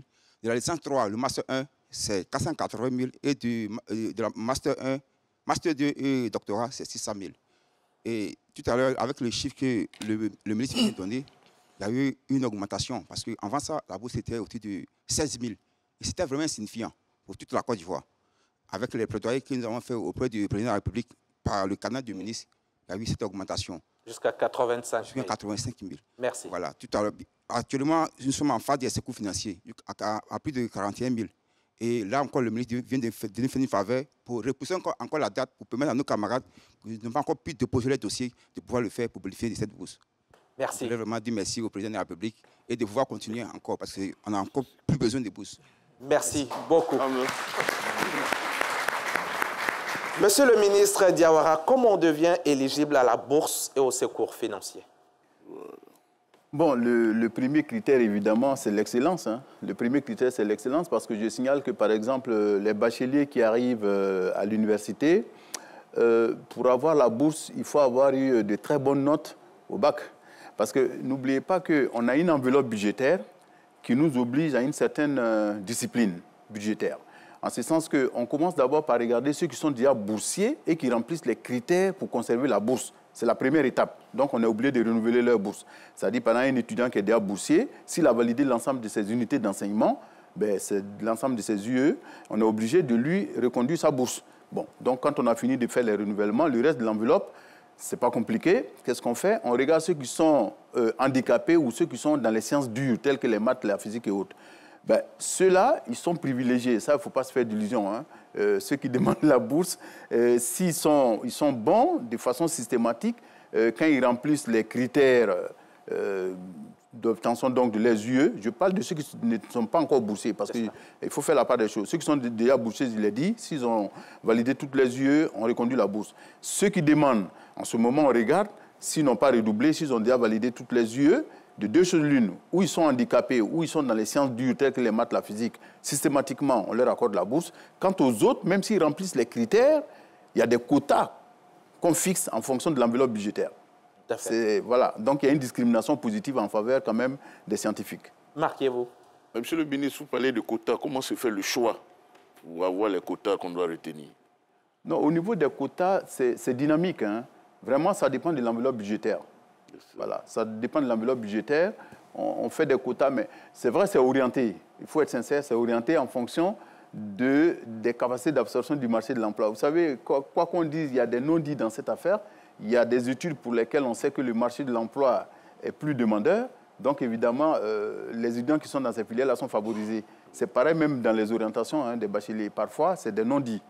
Voilà. En termes d'actions concrètes, j'ai un autre chiffre qui me vient à l'esprit tout de suite. Si la réalisation peut me suivre, je pense à 700, Monsieur le ministre de l'Enseignement supérieur. 700, c'est le nombre d'enseignants, chercheurs et chercheurs recrutés cette année. C'est-à-dire qu'on a ce qu'on appelle les assistants chefs de clinique et les attachés de recherche. On avait 700 postes cette année, toutes catégories confondues, c'est-à-dire recrutement nouveau, contrat et puis glissement catégoriel. On a recruté déjà 600, les 100 autres. Le processus est en cours, je crois dans 2 jours d'ailleurs, le dernier concours, le concours aura lieu pour recruter les 100 restants. Donc 700, c'est le nombre d'enseignants, chercheurs et de chercheurs. 600 déjà, et ont puis déjà été 100 recrutés. Les 100 seront bientôt recrutés. D'accord. Bon. Et puis, on a 1580 admis aussi au concours de... Exactement, de l'ENS. De l'ENS. C'est-à-dire professeurs de collège, professeurs de lycée, éducateurs. J'ai un chiffre pour vous, lui donne un peu le tournis, c'est en millions, 16 71 852. Ça vous interpelle? C'est le nombre de plats servis dans nos restaurants universitaires, tout simplement, pour un budget d'environ 8 milliards de subventions. Comparativement à l'année d'avant, nous sommes en année de la jeunesse. Comparativement à avant, il y a un bond quantitatif. Oui, il y a de l'évolution simplement parce qu'en temps, il y a de nouveaux restos qui ont ouvert leurs portes. Voilà, ne serait-ce que les restos des nouvelles universités et puis les restos qui ont été réhabilités. Donc, automatiquement, il y a augmentation de la quantité. Dites-nous également un mot sur la bibliothèque numérique que vous avez mise sur pied. Ah oui, effectivement. On parle de 96 000 ouvrages. Oui, les étudiants que nous avons ont parfois des problèmes d'accès à la documentation. Ils sont obligés de se ruer soit sur des fascicules qui sont élaborés par les enseignants, soit parfois sur des manuels qui sont totalement dépassés. Ou simplement parce qu'il y a des manuels qu'on ne trouve pas sur la place, ou quand on en trouve, c'est très cher. Moi, je prends par exemple ma discipline, la physique. Vous avez un manuel qui est super bon, qui s'appelle Lombroso, mais qui coûte 35 000. Donc, du coup, il y a très peu d'étudiants qui ont la possibilité d'acheter ce bouquin. Alors, donc, du coup, nous avons opté pour la bibliothèque numérique, de telle sorte qu'avec très peu d'investissement, tous les étudiants puissent avoir accès à un nombre incalculable d'ouvrages. Là, la bibliothèque numérique Alassane Ouattara, qui a ouvert ses portes le samedi dernier à l'INPHB, c'était la cérémonie donc, de mise en place de la bibliothèque numérique, c'est 96 000 ouvrages. Ça part depuis la licence 1 jusqu'au doctorat. Parce qu'au doctorat, par exemple, on a plus de 5 000 thèses qui sont sur cette plateforme. Donc, ça donnera accès à tous nos étudiants. Ils pourront accéder à, comme je l'ai dit, 96 000 ouvrages, ce qui n'est pas rien du tout. D'ailleurs, dans la foulée, nous avons distribué 200 ordinateurs gratuitement aux meilleurs étudiants. On leur a donné 200 codes qui leur permettent d'accéder à la bibliothèque numérique gratuitement pendant 1 an. De la même façon, on a donné 200 codes à 200 enseignants, chercheurs et chercheurs pour accéder à la bibliothèque gratuitement pendant 1 an. 200 étudiants méritants qui ont bénéficié donc d'ordinateurs et parmi eux, il y en a un ici. Les 199 sont chez eux, mais Jossa Kojo, Christ Donald fait partie donc des bénéficiaires. Il est avec nous aussi, il est dans cette salle. Vous allez bien, Monsieur Jossa? Bien, monsieur. Dites-nous un peu, parlez-nous de cette expérience. Faut dire, c'est le samedi dernier, bon, disons le vendredi, mon téléphone sonne, c'est l'administration qui m'appelle.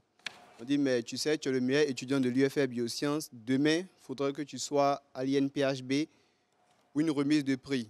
Et on part à l'INPHB avec toute la cérémonie qui s'ensuit. On nous remet 200 étudiants, c'est-à-dire un ordinateur par étudiant avec un code d'accès. Un code d'accès, c'est-à-dire à la Bibliothèque numérique nationale de Côte d'Ivoire. Et pour moi, en tant qu'étudiant, parce que si on prend peut-être un apprenti de Dakar, il peut ne pas comprendre ce que c'est. Mais pour moi, étudiant, la matière première, c'est la recherche, c'est-à-dire c'est les livres. Donc, avoir une bibliothèque numérique de 96 000 ouvrages avec de l'ordinateur gratuit, c'est vraiment un geste à saluer. Donc, j'en profite de l'occasion pour dire merci au président de la République par le biais du ministre de l'Enseignement supérieur et de la Recherche scientifique. Et nous vous disons merci d'avoir pu effectuer le déplacement. Monsieur Yevou, pour le ministre. Monsieur le ministre de l'Enseignement supérieur, on ne pourrait vous laisser partir sans vous poser la question des docteurs non recrutés.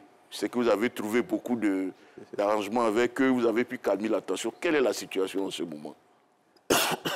Merci de me permettre de revenir là-dessus. C'est vrai qu'on n'a pas le temps, on aurait pu développer ça pendant au moins 1 heure. Mais ce que je peux dire, c'est que la Côte d'Ivoire a une particularité. C'est que dans la zone CAMES, Conseil africain et malgache pour l'enseignement supérieur, nous sommes le seul pays qui recrute autant d'enseignants, chercheurs et chercheurs par an. Je peux vous assurer que quand je vais dans les discussions, dans les réunions avec mes collègues, ministre de l'enseignement supérieur et de la recherche scientifique de la zone CAMES, ils me demandent toujours, mais comment la Côte d'Ivoire fait pour recruter autant de docteurs? Chaque année, depuis l'arrivée du président Ouattara au pouvoir, c'est-à-dire si je ne tiens même pas compte des 700 qui seront recrutés cette année, on a recruté en tout de 2011 à 2022 4870 enseignants, chercheurs et chercheurs, soit en moyenne 406 enseignants, chercheurs et chercheurs par an. Et quand on a fini de dire ça, je signale que ça fait 4,325 milliards de salaires et de primes de recherche. Alors, faites le calcul. Alors, ce qui se passe donc, c'est qu'on est dans une situation où le nombre de docteurs est supérieur au nombre de postes budgétaires qui est ouvert chaque année. Je prends par exemple cette année, au concours, il y avait 2026 candidats. 2026 candidats pour 700 postes. Mais attention, les 2026, il n'y a pas que les docteurs, hein. Il y a des docteurs, c'est vrai, mais il y a aussi des ingénieurs de conception, il y a des spécialistes de tout genre. Hein. Bon, mais cela dit, on ne peut pas recruter tout ce beau monde. D'autant plus que ce qui se passe, c'est qu'il y a des matières dans lesquelles il y a un déficit chronique. Par exemple, mathématiques, physique, informatique, fiscalité ou autres. Là, le nombre de postes budgétaires créés est même supérieur au nombre de docteurs. Par contre, il y a des disciplines où il y a un trop-plein de docteurs. Vous avez sociologie, histoire, géographie, lettres modernes, etc. Là, le calme est revenu. Le calme est revenu parce que je crois qu'ils ont compris que l'État de Côte d'Ivoire fait beaucoup d'efforts comparé à ce qui se passe dans toute l'Afrique. Et en plus, nous avons créé les conditions d'un concours qui est le plus transparent possible. Merci beaucoup, Monsieur le ministre Diawara. Et puis, est-ce que dans toutes les questions que j'ai lues sur la tablette, il y en avait qui vous étaient adressées? Si oui, vous allez y répondre. Et puis, le temps que vous cherchez vos notes, on a aussi le fonds STI, dont le fonds d'établissement a fini par atteindre cette année les 10 milliards de francs CFA. Oui. En réalité, ça va atteindre les 10 milliards plutôt avec le budget 2024. Ça y est, sur le budget 2023, on a ajouté 1,5 milliard sur le fonds d'établissement, c'est-à-dire sur le capital. Il nous reste encore 1,747 milliard. Avec le budget 2024, on aura 1,5 milliard, il va nous rester 247 millions. Donc, vraiment, c'est epsilonique. Hein. Oui. Donc, on aura à peu près nos 10 milliards de fonds d'établissement qui vont générer environ 600 millions chaque année, qui vont nous permettre donc de financer les projets de recherche, je n'oserais pas dire programme, mais au moins les projets de recherche. Bon, cela dit, il y avait une question qui nous concernait, c'est par rapport aux mathématiques. Comment faire pour attirer les étudiants en maths? Je signale simplement que normalement, les mathématiques, tout ce qui est filière mathématiques, informatique, au départ, c'est ouvert, surtout pour les bacs C et les bacs E. Mais comme les bacs C et les bacs E sont en nombre très insuffisant, d'ailleurs, il y a de cela 1 an ou 2, sur notre plateforme d'orientation des bacheliers, ceux qui avaient le bac C ou le bac E ne représentaient que 2,30% des bacheliers. Bon, donc du coup, il n'y a pas suffisamment de bac C. Ce qu'on fait, on est obligé de prendre beaucoup de bac D pour compléter. Bon, mais les bons bac D, parce que si vous prenez des bac D qui ne sont pas très bons, en maths info, ils ne vont pas s'en sortir. Mais cela dit, après cela, nous avons mis en place des stratégies pour faire en sorte que le taux de réussite soit élevé, ce qui est de nature à les attirer. Parce que quand ils arrivent et qu'ils n'arrivent pas à s'en sortir, ils ont tendance à aller, par exemple, en sciences éco. Donc, ce qu'on va faire, c'est des cours de mise à niveau dès qu'ils arrivent. C'est le tutorat pour les suivre, de telle sorte que dès que certains ont des difficultés d'apprentissage, on puisse leur faire des cours de renforcement. Et puis, c'est le contrôle continu, comme je l'ai dit, pour ne pas attendre à la fin et constater que, bon, c'est... Ensuite, il y a la discrimination positive sur l'attribution des bourses, l'attribution des chambres en cité, l'attribution des secours. Merci, Monsieur le ministre. Il ne nous reste que 5 minutes pour 2 autres ministres. Ça va être un peu chaud. Madame le ministre de l'Éducation nationale, vous en aviez déjà parlé. Hein, 2000 postes d'élèves maîtres en plus des 5000 habituels. Et dans cette salle, on a eu une des bénéficiaires du programme alphabétisation. Est-ce que Madame V. Adrienne est avec nous? Madame V. Adrienne, dites-nous quelque chose en 30 secondes, l'alphabétisation. Bonsoir, monsieur. Je me nomme Si Rodriguez Adrienne. Moi, ce qui m'a poussé comment on appelle, à apprendre à écrire, bon, c'est pas facile. Quand tu ne sais pas lire et écrire, c'est un problème pour toi-même d'abord. Voilà. Partout où tu vas rentrer, tu es comme un prisonnier, tu attends ton jugement, on te met ici, on te met là, franchement dit. Et puis quand tu ne sais pas lire et écrire aussi, franchement, ton mari, mais il prend son salaire, il te cache. Des fois, il y a des reçus de hôtel, il te fait croire que c'est reçu de maison. Donc, j'aimerais dire merci à M.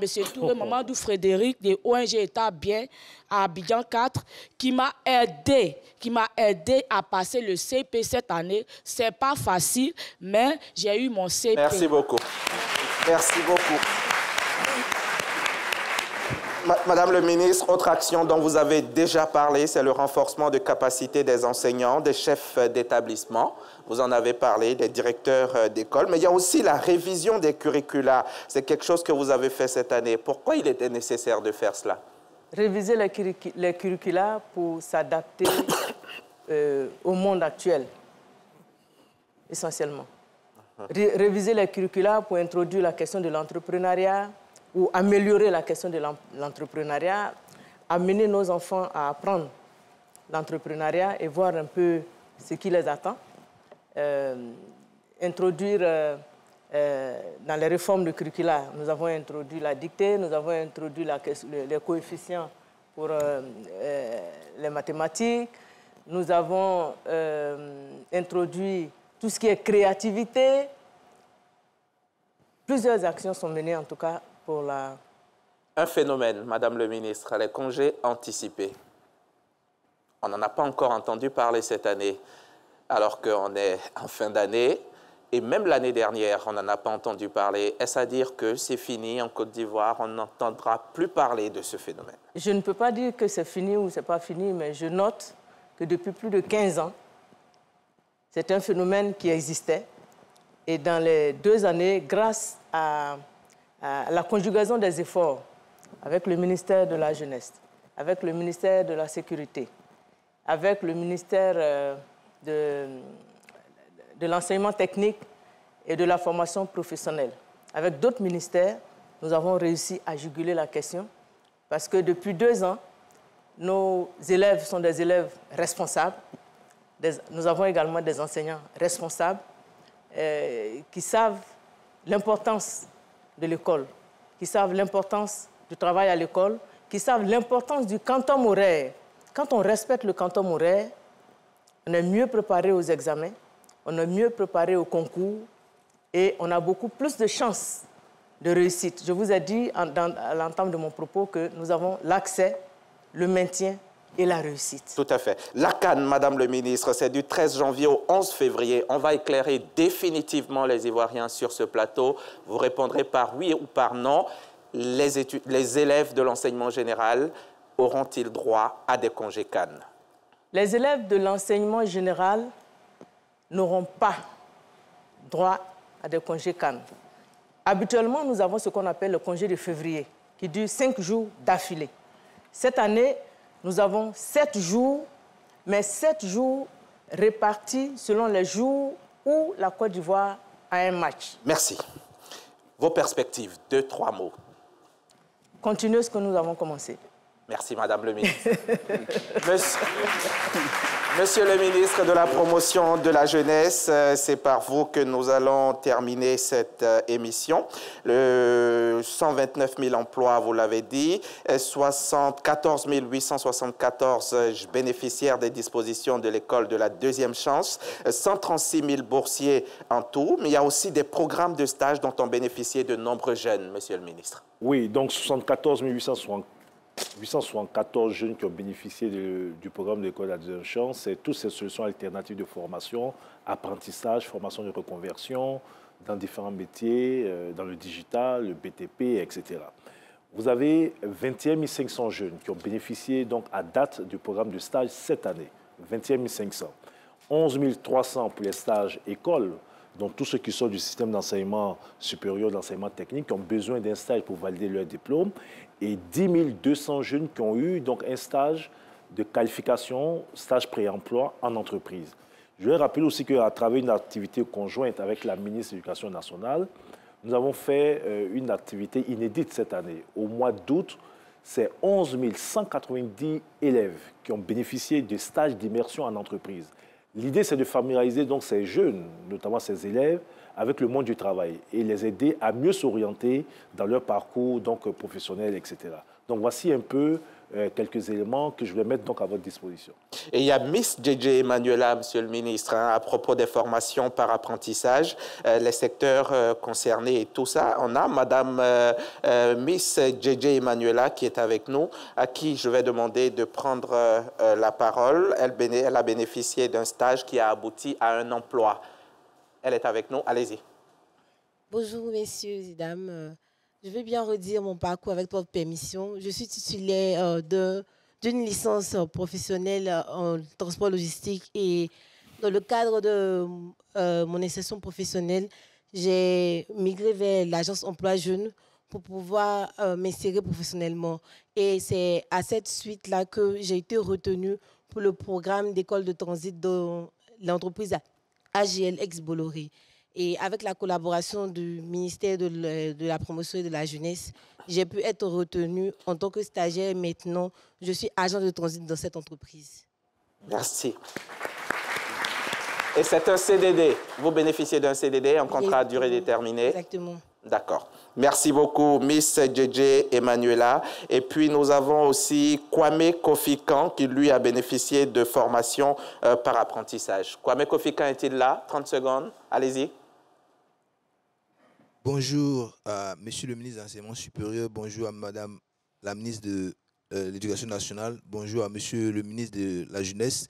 Au fait, moi je suis étudiant doctorant, j'ai décidé de faire la formation en plomberie sanitaire parce que je préférais être un docteur plombier qu'être un docteur non recruté qui sera arrêté par les policiers. Donc c'est par anticipation que j'ai fait ce choix et je ne regrette pas aujourd'hui parce que je fais un stage à la SODECI et je dis merci à Monsieur le ministre de la Jeunesse et nous remercions le gouvernement aussi pour ce qui s'est passé. Et vivement que votre stage aboutisse également à un emploi. Merci d'être venu. Monsieur le ministre, nous allons terminer. Nous n'avons plus qu'une minute pour tous les deux. Madame le ministre a conclu. Monsieur le ministre, vos perspectives en 2-3 mots et Monsieur le ministre de la Jeunesse va refermer cette émission. Mais je pense que j'emboîte le pas à ma sœur. Les perspectives, c'est continuer les réformes, notamment celles qui sont contenues dans la nouvelle loi sur l'enseignement supérieur, la recherche et l'innovation. Et également, en termes d'investissement, c'est continuer ce que nous avons commencé. Par exemple, achever la phase 1 de l'université de Bondoukou, démarrer l'université de Diéné bientôt, démarrer la construction des nouvelles résidences universitaires pour lesquelles on a un financement. Il y en a 3. Et voilà. Et puis, faire en sorte que notre fonds pour la science, la technologie et l'innovation soit effectivement opérationnel à hauteur de 10 milliards, comme je l'ai dit, de capital. Merci, M. Diawara. Monsieur le ministre de la Promotion de la Jeunesse, allez-y, dites-nous un mot de fin. Et surtout, parlez-nous les CENI, les cartes nationales. Oui, j'en parlerai. Résumé juste rapidement pour dire que l'année de la jeunesse dans le secteur éducation-formation et insertion professionnelle, c'est 129 694 jeunes qui, cette année, ont pu avoir un emploi, soit en contrat à durée déterminée, contrat à durée indéterminée ou recrutés par l'administration. C'est 136 880 jeunes qui ont eu une bourse d'études et un secours financier. C'est 74 874 jeunes qui ont bénéficié de diverses formations de reconversion et d'apprentissage à un métier. C'est 21 500 jeunes qui ont eu un stage. C'est 441 000 jeunes qui ont bénéficié donc d'un accompagnement pour obtenir leur carte nationale d'identité. Alors, pourquoi on accompagne des jeunes pour obtenir leur carte nationale d'identité? Beaucoup de jeunes, surtout en milieu rural, se trouvent exclus de tous les programmes. Des jeunes qui sont à l'école, qui n'ont pas de documents administratifs, qui n'ont pas d'extrait de naissance. Vous savez que pour accéder à différents programmes, il faut justifier sa nationalité ivoirienne.